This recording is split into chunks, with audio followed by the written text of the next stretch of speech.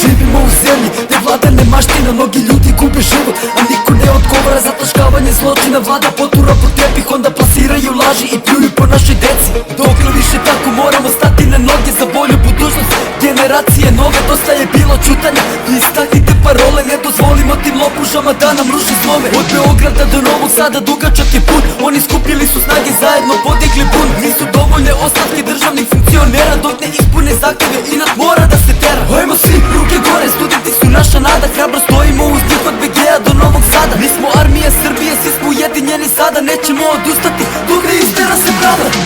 Ako ne izađemo sada, neće nas biti uskoro. Našu koleginicu sinoći pretekli umrlu u smrti, je na vilici razlupana.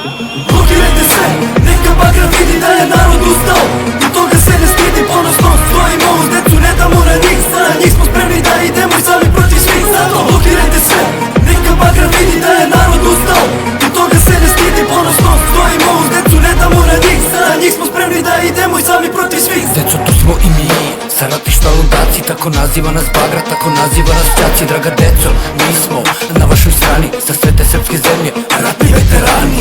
Odlučan je korak, narod je uz vas, vi ste naša nada, ovoj zemlji spas. Ajmo sada jako svi zajedno u glas, za slobodu Srbije da promenimo vlast. Dosta su vas gazili, tretirali kog seta, vi ste svetlost ove zemlje i nada ovog sveta. Ne damo na vas, vi ste naša deca, s vama monak je Mihajlo što uz vas ponosno šeta.